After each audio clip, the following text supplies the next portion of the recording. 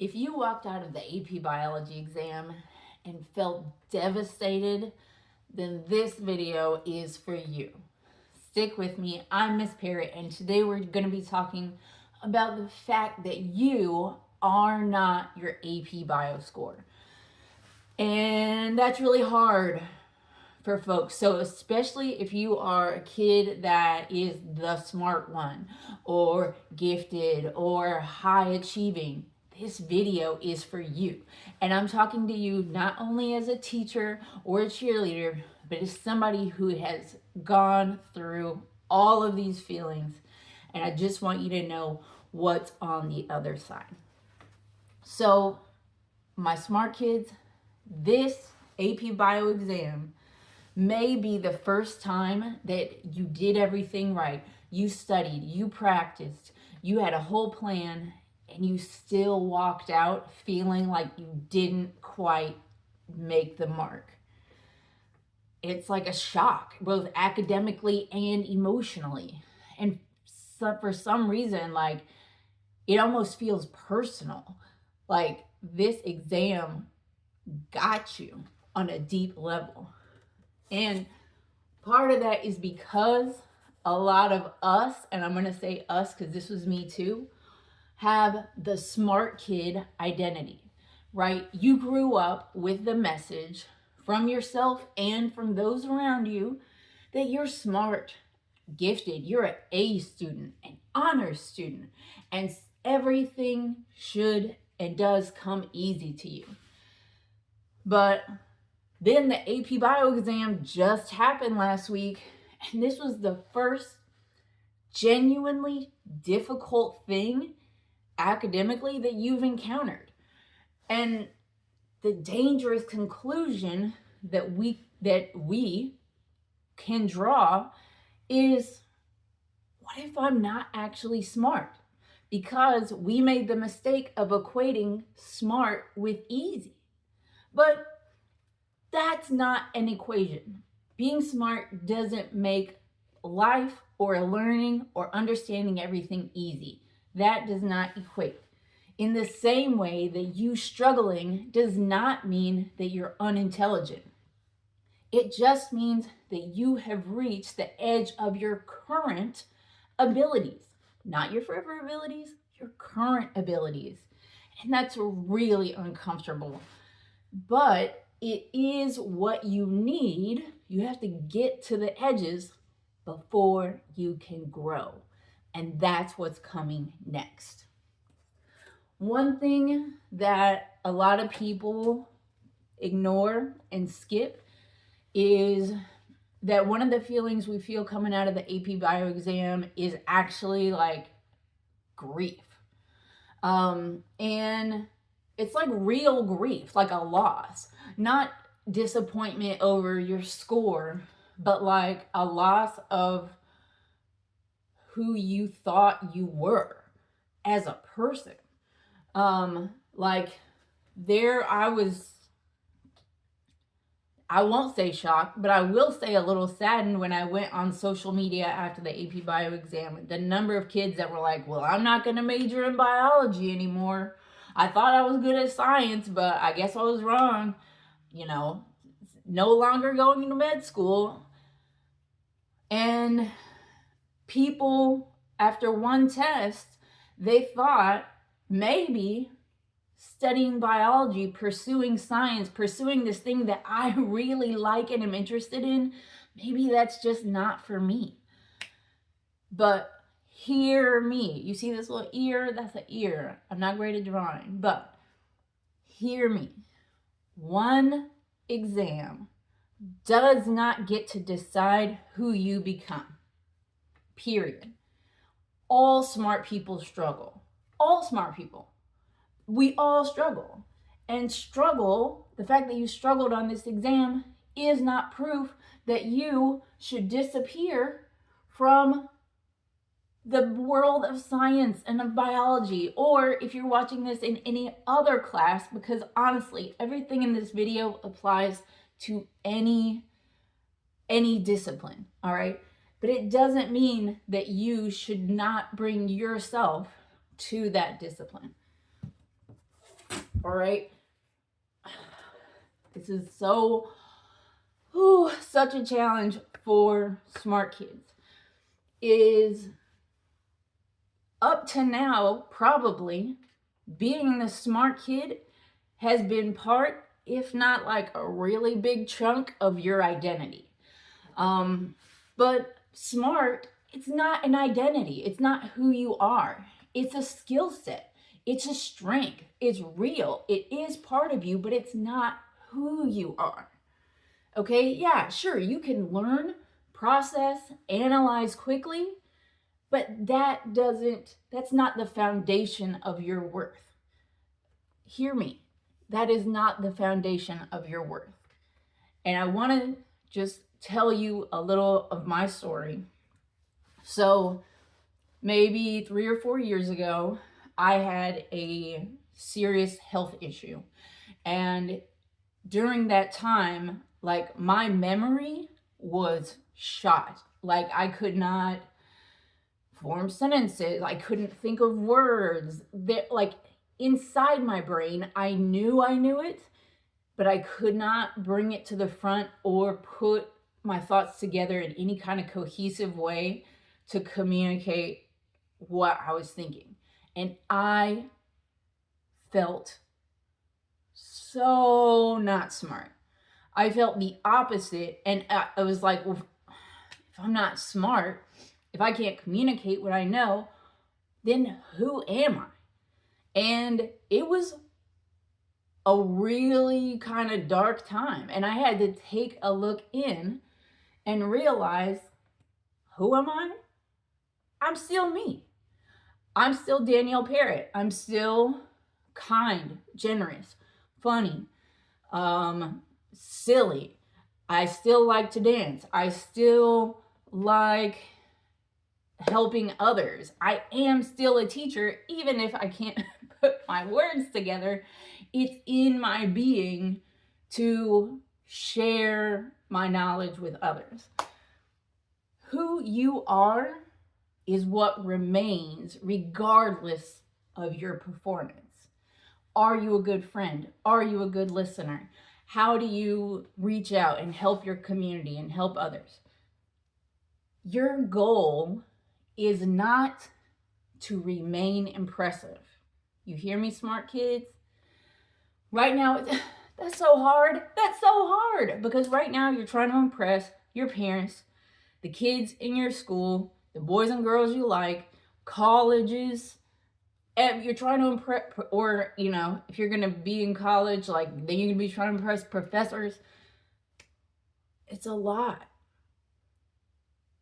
Your goal is not to remain impressive for others.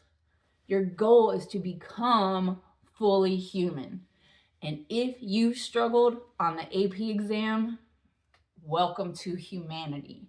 Struggle is real. Life is hard. We learn and we grow.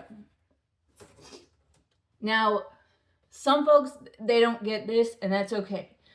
But hello, this is very my experience in life. Smart students are so used to things coming easily that failing is in fact a much huger fear than it is for other kids. And why are we afraid of hard things? Again, because we have established being smart and mistakenly things coming easy as to who we are as people. And so if something is hard, that's not just like, oh man, that's pretty tough. Like, that's an identity threat, right? That's a threat to who we are. So we tend to avoid risks. Like, let's just not even try something that's going to be hard, because then if I fail, then that means that I am not smart, and then who am I? And then again, existential crisis. So we try to avoid that, right? We panic when things don't click immediately. And sometimes even smart kids get dishonest because they don't want anybody to know that they don't know. So we might lie about it, hide, or, do something that's not a great decision just because we don't want anybody to think we're not smart. It gets a big deal. All right? We think if I try hard and I fail, like, what does that mean about me? So we put on a false sense of confidence in being the smart kid, right? So, but real confidence, and this has taken me over 40 years to learn. So this is why I'm telling you now. So hopefully you learn it when you're like 17. All right, but real confidence is you being able to say, I can survive being bad at something for long enough to actually learn something new and grow. Not being bad forever, necessarily, unless it's me in drawing, but no, I'm just kidding. But being bad at something long enough, and that's scary. That's scary for us, but that's okay. It's okay to be scared. That's another thing a lot of smart kids aren't allowed to be, or they don't feel allowed to be, is scared. But if you can survive being bad at something long enough to grow, you're going to build resilience over perfection, and you're going to be able to struggle with hard things and not collapse into a pit of like self-negativity and like really harmful self-talk, which happens also a lot with smart kids. All right? We need to be able to tell ourselves, yeah, this new thing, it is hard. And I am still worthy. I am still good. I am still me. I am still kind. I'm still respectful. I'm still respected. Just because something's hard doesn't mean that I don't have value. So, also, when things get hard, and I'm speaking from my personal experience, so I'm just like showing all my like weaknesses here, all right? But like, when I walk out of something, or when I used to, right, walk out of something that was hard and I didn't do good, I'd be blaming everybody else. Oh, especially my teacher. Let me blame them for my poor performance, either because I didn't prepare because I thought it would be easy and then it wasn't, or I did prepare and it was still hard. So a lot of kids coming out of AP biology, after the exam, that class suddenly turns in from their favorite class because it's so interesting to their least favorite class. I hate that class. I hate that teacher. They didn't prepare me. I can't believe it. I'm sick of biology. I'm turning my back on it, because that's easier than like facing the fact that hard things are hard and we struggle. But that doesn't mean that your teacher, that the course didn't give you something. This is what AP biology gave you, no matter what your score is. A 1, a 2, a 3, a 4, or 5. It gave you the ability to think like a scientist, to actually not just like know the scientific method, but put your brain in the space to make conclusions from data. It allowed you to learn how to analyze evidence, to persist through confusion. Hello, some of those questions on the AP Bio exam. How to actually study, because maybe also for the first time, this was one of the first courses that you actually had to study for. It helped teach you how to strategize. If you watched any of my videos to learn like that this test doesn't take just knowing biology, you have to know how to strategically go into the exam to be successful.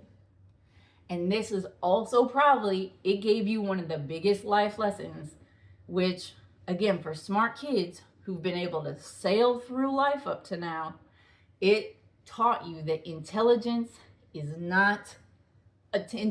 alone is not enough. Intelligence is good. Intelligence is helpful.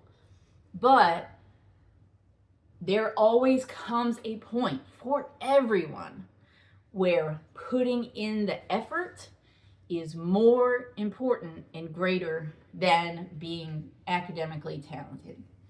And it also taught you the lesson that even smart people struggle. And that's a really good lesson to face and learn and grow from now, and not when you're 40 something like me. It also gave you the knowledge, and I may be articulating it now, but that being intelligent does not exempt you from being human. Everyone struggles, everyone faces challenges, and everyone has to overcome them. So, welcome to the party. Welcome to being human. Remember, you are not done. Life is not done. You are still becoming. Your AP score, when you get that this summer, is feedback. What it is it's feedback on how you performed on a test one day over a 3-hour period. That's all that number is. It is not a reflection of who you are and your identity. All right? Your AP score, it doesn't measure your future, your worth, your character, your ability to make a difference in the world, or your capacity to grow beyond where you are right now.